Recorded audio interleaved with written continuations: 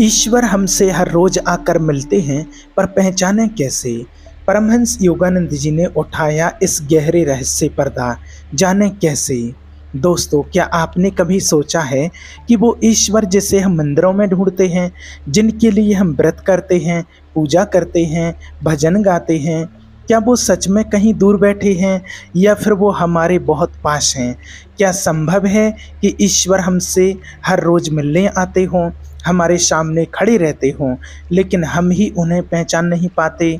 ये सवाल जितना साधारण लगता है, उतना ही गहरा और रहस्यमय है।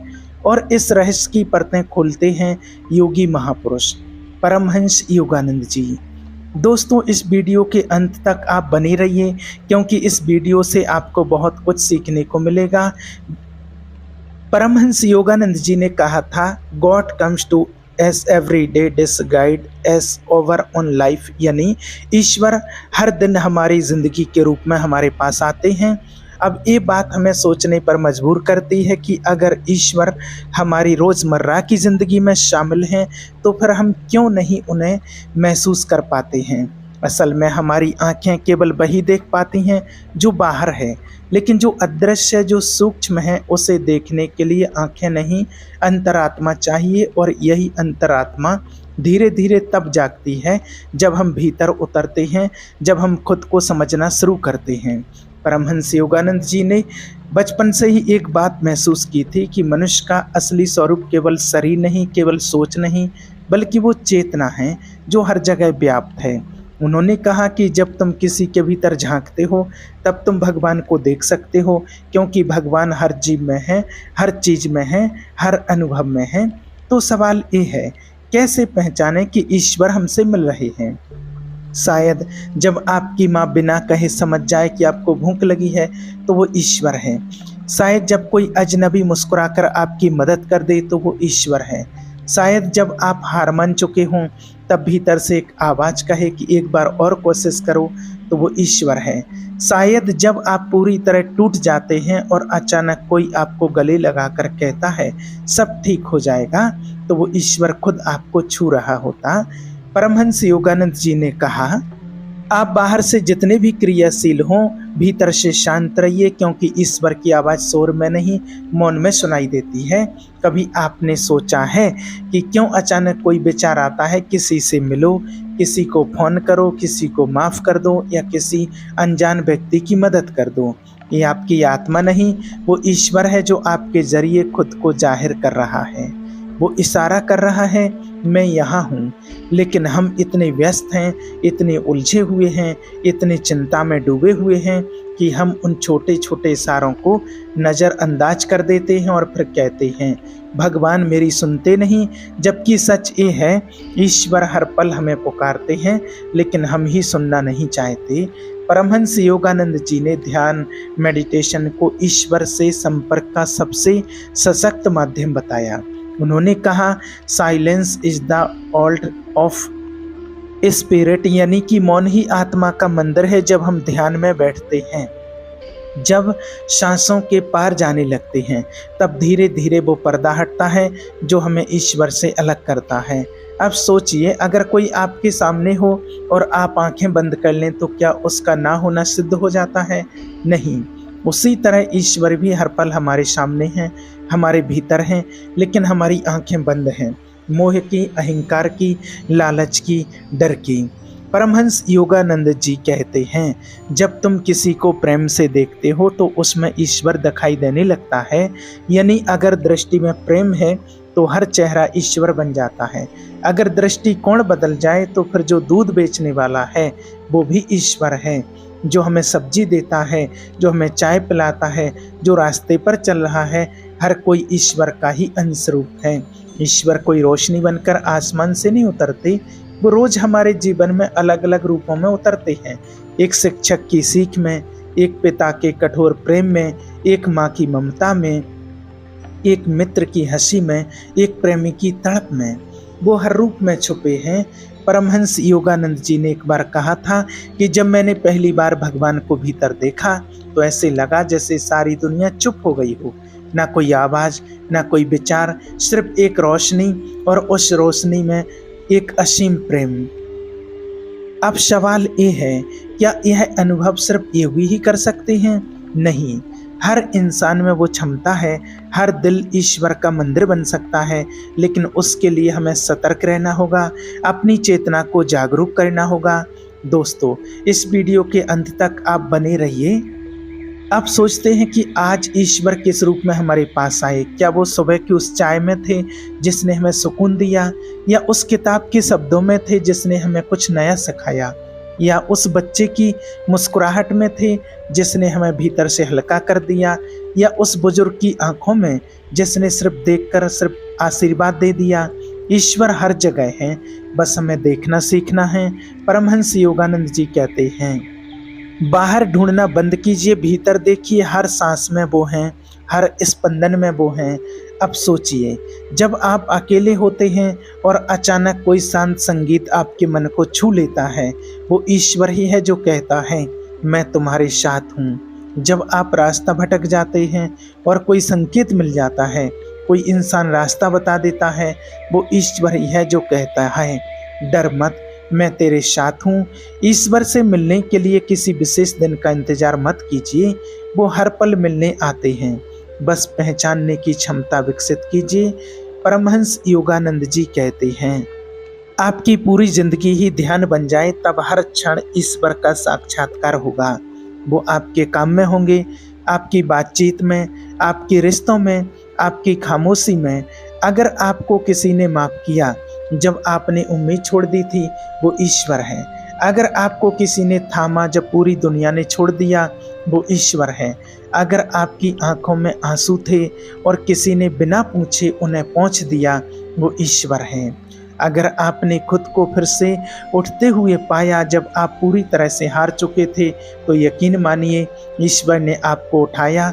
ईश्वर किसी एक मूर्ति में सीमित नहीं है, वो तो जीवन की हर धड़कन में समाये हैं, वो कण कण में है, क्षण क्षण में है, बस हमें अपनी दृष्टि बदलनी है।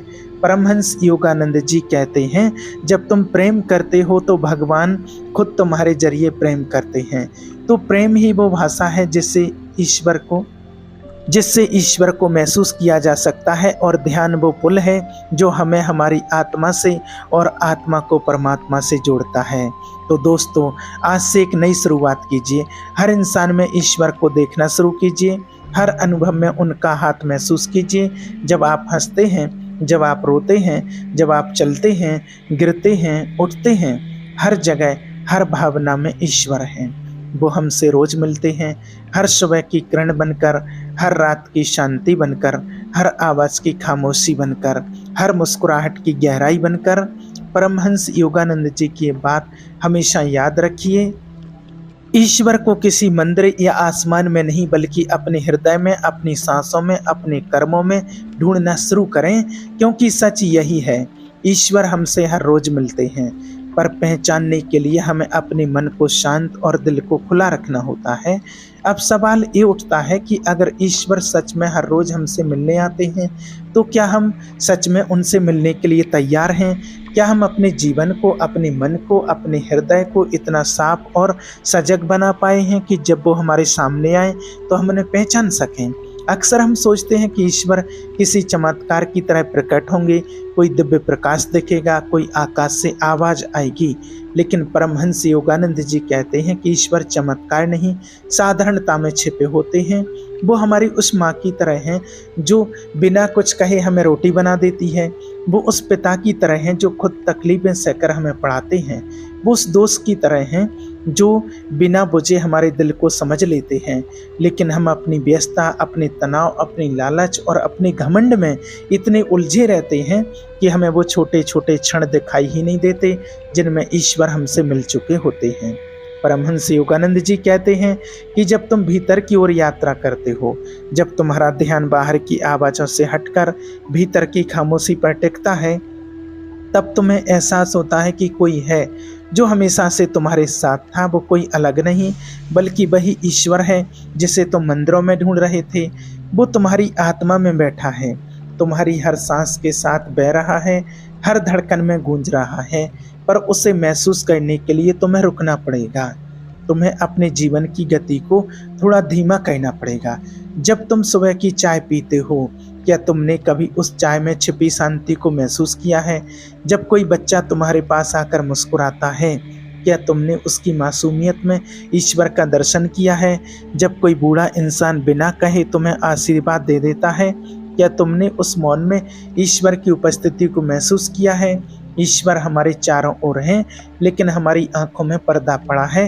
ये पर्दा है हमारी अपेक्षाओं का, हमारे पूर्वाग्रहों का, हमारे दुखों का और सबसे ज़्यादा हमारी अधीरता का।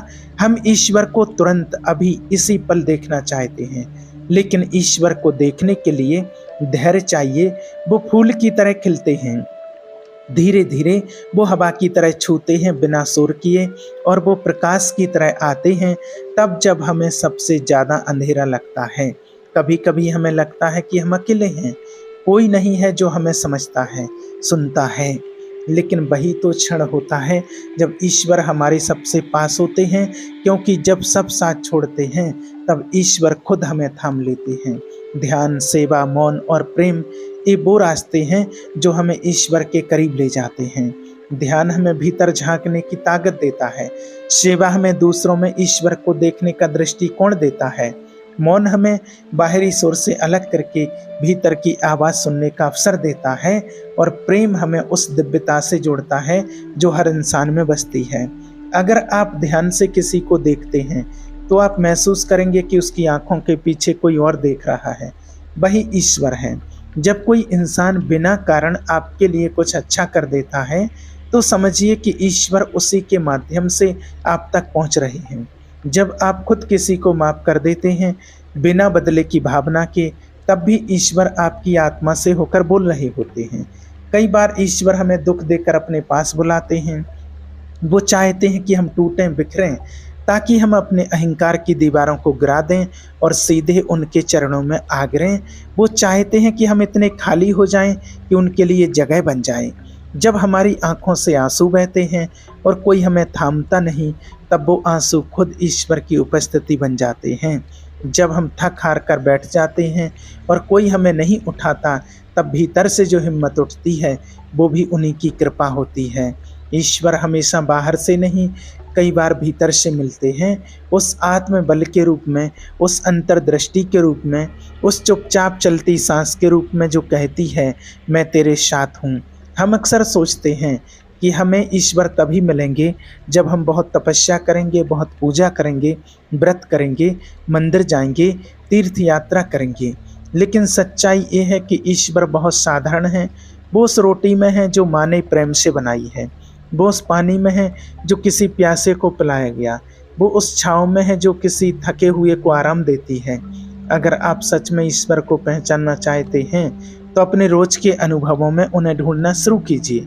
कोई बात दिल को छू जाए, कोई गीत आत्मा में उतर जाए, कोई दृश्य आंखों में ठहर जाए, तो समझिए कि ईश्वर अभी अभी आपसे मिलकर गए हैं। परमहंस योगानंद जी कहते हैं कि हर व्यक्ति, हर परिस्थिति, हर अनुभव एक संदेश वाहक है। वो ईश्वर का भेजा हुआ संदेश है जो आपको कुछ सिखाना चाहता है, कुछ समझाना चाहता है, कुछ दिखाना चाहता है। हमें बस अपना दिल खोलना है, अपनी चेतना को सतर्क रखना है और अपने कर्मों को पवित्र बनाना है। जब हम दूसरों के लिए कुछ बिना स्वार्थ के करते हैं तब हम ईश्वर के साथ होते हैं। जब हम झूठ से दूर रहते हैं, जब हम किसी को चोट नहीं पहुंचाते, जब हम किसी का हाथ थामते हैं, तब हम ईश्वर के रास्ते पर होते हैं। ईश्वर को देखने की प्रक्रिया कोई अचानक होने वाली घटना नहीं है, एक यात्रा है, धीमी, गहरी और बहुत ही सुंदर। ये यात्रा तब शुरू होती है जब हम ये मान लेते हैं कि हमें कुछ समझ नहीं आता, कि हम कुछ नहीं जानते। जब हम कुछ नहीं जानते, जब हम अपने भीतर की सारी गंदगी, सारी जिद, सारे डर, सारे अहंकार को धो देते हैं, तब ईश्वर एक स्वच्छ शीशे की तरह हमें दिखने लगते हैं। वो हमारे विचारों में चमकने लगते हैं, हमारी बातों में गूंजने लगते हैं और हमारे कर्मों में झलकने लगते हैं। तब हर चेहरा ईश्वर जैसा लगने लगता है, हर आवाज़ मंत्र जैसी बन जाती है और हर क्षण एक तीर्थ बन जाता है। कभी कभी ईश्वर कोई विशेष रूप लेकर भी आते हैं, एक बच्चा, एक भिखारी, एक पालतू जानवर या एक बुजुर्ग महिला के रूप में। लेकिन हम उन्हें पहचान नहीं पाते क्योंकि हमने ईश्वर की एक छवि बना रखी है। हम सोचते हैं कि ईश्वर मतलब कोई तेज प्रकाश, कोई दिव्य आकृति, कोई मंत्रोच्चार वाला वातावरण। लेकिन अगर हम अपना दिल खोलें और एक नई दृष्टि विकसित करें तो हमें हर जगह ईश्वर ही दिखाई देंगे। फिर ना कोई छोटा होगा, ना बड़ा, ना कोई अजनबी होगा, ना कोई अपना। सब एक जैसे होंगे क्योंकि सब में वही एक सत्ता समाई हुई है। आज जब आप अपने दिन की शुरुआत करें तो कुछ पल रुकिए, अपनी आंखें बंद कीजिए, अपने भीतर झांकिए, अपने आप से पूछिए, क्या आज मैं ईश्वर को पहचानने के लिए तैयार हूँ? क्या मैं उनके संकेतों को पढ़ने के लिए खुला हूँ? क्या मैं उनकी मौन उपस्थिति को महसूस कर सकता हूँ? क्योंकि अगर आपका उत्तर हाँ है तो यकीन मानिए आज वो फिर आएंगे, किसी के स्पर्श में, किसी की मुस्कान में, किसी की चुप्पी में, किसी की मदद में, और आप उन्हें देख भी पाएंगे, पहचान भी पाएंगे। क्योंकि अंततः ईश्वर ना कहीं दूर हैं, ना छुपे हुए हैं, वो तो हर पल हमारे जीवन के माध्यम से हमसे मिलते हैं। सवाल बस इतना है, क्या हम देखने के लिए तैयार हैं? दुनिया कभी भी तुम्हारी कमजोरियों को नज़रअंदाज नहीं करती, बल्कि उसे ही तुम्हारे खिलाफ हथियार बना देती है। इसलिए कभी अपने टूटे हिस्सों को लोगों के सामने मत रखो। सबको दिखाओ कि तुम संभल चुके हो, चाहे अंदर से कुछ भी चल रहा हो।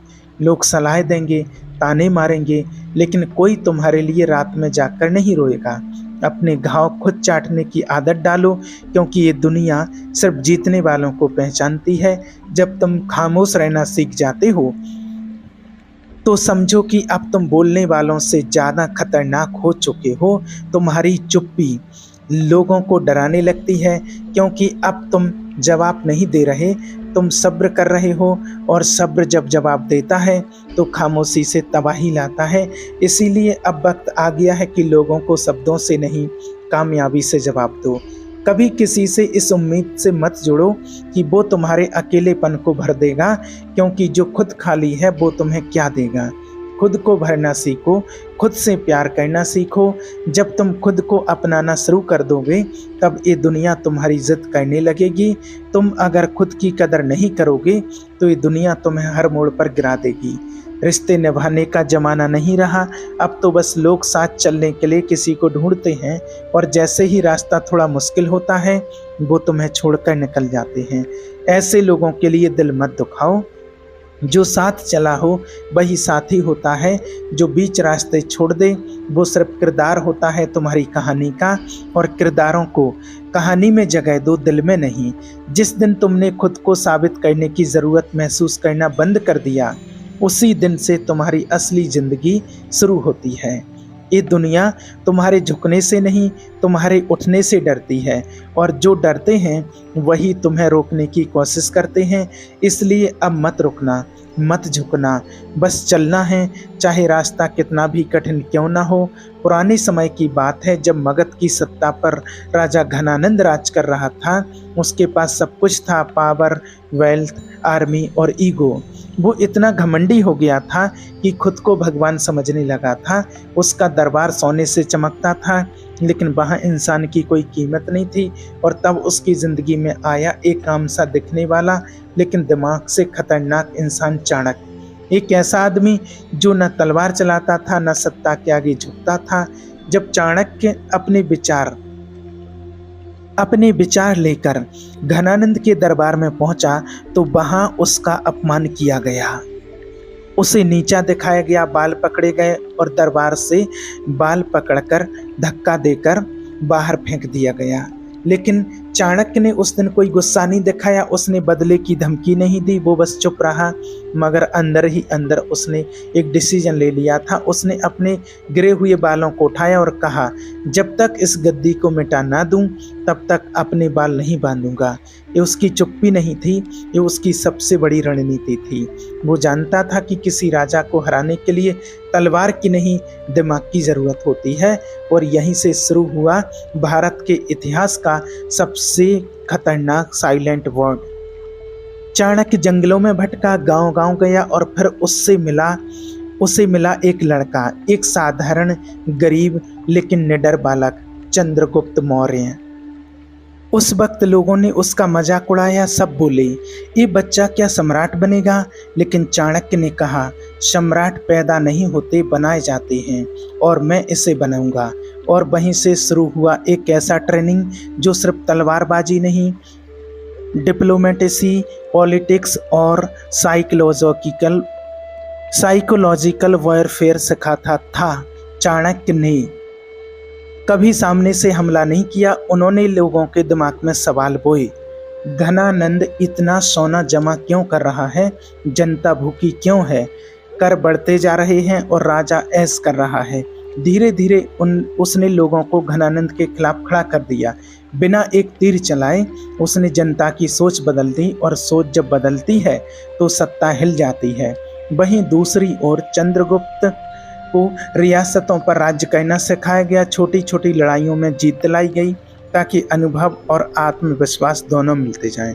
घनानंद को तब तक पता ही नहीं चला कि उसके खिलाफ जो जंग छिड़ चुकी है वो खामोशी से लड़ी जा रही है। वो समझ नहीं पाया कि उसका असली दुश्मन कोई राजा नहीं, कोई सेना नहीं, बल्कि एक सोचा समझा दिमाग है। The real mastermind Chanakya. आखिरकार वो दिन भी आया जब चंद्रगुप्त ने मगध की सीमाओं को लांघा और महल के दरवाजे तक पहुंच गया। और तब भी चाणक्य युद्ध में नहीं गया। वो दूर बैठकर मुस्कुरा रहा था, क्योंकि उसका मिशन ऑलमोस्ट कंप्लीट हो चुका था। जैसे ही युद्ध खत्म हुआ, घनानंद मारा गया, गद्दी चंद्रगुप्त के हाथों में आई और चाणक्य ने अपने बाल बांधे। वो बाल जो अपमान के दिन खुले थे, आज विजय की सुबह बांधे गए। इस कहानी की सबसे बड़ी सीख यही है कि चाणक्य ने कोई तलवार नहीं उठाई, फिर भी सबसे बड़ी गद्दी हिला दी। ये थी उसकी सबसे खतरनाक नीति। शत्रु को अपने क्रोध से नहीं, उसकी सोच से हराओ। उसे उसकी गलती में ऐसा उलझाओ कि वो खुद ही हार मान जाए। उसने कभी लाउड नहीं बोला, सिर्फ स्मार्टली सोचा और पेशेंटली एग्जीक्यूट किया। आज भी अगर कोई हमें नीचा दिखाए तो जवाब गुस्से में नहीं, स्ट्रेटजी में होना चाहिए। क्योंकि आखिरी जीत उसी की होती है जो सोच के साथ चलता है, शोर के साथ नहीं। बोलना सबको आता है, मगर किसी के दर्द को सुनना बहुत कम लोगों को आता है। वक्त सबका आता है, बस सबका वक्त अलग होता है। आज जो तुम्हारा मजाक बना रहे हैं, कल वही तुम्हारी कहानी सुनाया करेंगे। रिश्ते वो नहीं जो दिखते हैं, रिश्ते वो हैं जो वक्त पर साथ खड़े हों। जो लोग तुम्हें सही सलाह देते हैं वो तुम्हारे अपने होते हैं, बाकी तो सिर्फ हाँ में हाँ मिलाते हैं ताकि तुम गिरो और उन्हें कहने का मौका मिले। जो तुम्हारी मेहनत की तारीफ करता है वो तुम्हारे साथ है, बाकी सब तुम्हारी हार का इंतजार करते हैं। जिंदगी में सबसे अच्छा रिश्ता वो होता है जो शब्दों से नहीं, समझ से जुड़ा हो। जो लोग तुम्हें तकलीफ देकर चैन से सो जाते हैं, उन्हें तुम्हारी फिक्र नहीं। अगर कोई बार बार तुम्हें नीचा दिखाता है तो वो तुम्हारा नहीं। हर किसी को अपनी सफाई मत दो, क्योंकि जो तुमसे प्यार करता है उसे सफाई की ज़रूरत नहीं, और जो नफरत करता है वो मानने वाला नहीं। कभी कभी चुप रहना ही सबसे बड़ा जवाब होता है। कभी किसी से इतना भी मत जुड़ो कि वो तुम्हारे लिए ज़रूरत से ज़्यादा खास बन जाए। ज़्यादा उम्मीदें हमेशा ज़्यादा तकलीफ देती हैं। सिर्फ बोलना ही नहीं, सुनना भी सीखो, क्योंकि हर कोई सिर्फ अपनी सुनाने आता है। जिस दिन तुमने अपनी कीमत पहचान ली, उस दिन से लोग तुम्हें बेचना बंद कर देंगे। दुनिया का नियम है, जो चुप रहता है उसे कमज़ोर समझा जाता है, और जो बोलता है उसे बदतमीज़ कहा जाता है। इसलिए खुद को किसी के हिसाब से मत ढालो, जैसे हो वैसे रहो। क्योंकि सच्चाई देर से समझ आती है, मगर असर गहरा छोड़ती है। कभी कभी तुम्हें अपने ही लोग अजनबी लगने लगते हैं, क्योंकि उन्होंने चेहरे बदल लिए होते हैं और तुम दिल से जुड़े रहते हो। खुद को मजबूत बनाओ, ताकि कल जब तुम्हें कोई छोड़ दे तो तुम टूटो नहीं, बल्कि मुस्कुराकर कह सको, शुक्रिया, तूने मुझे खुद से मिलवाया। रिश्ते वही अच्छे होते हैं जिनमें सॉरी और थैंक यू से ज़्यादा चल कोई बात नहीं चलता है। कभी खुद के लिए भी जियो, वरना पूरी ज़िंदगी दूसरों को खुश करते करते थक जाओगे। कभी किसी से इतना मत डरना कि वो तुम्हारे ऊपर हावी हो जाए।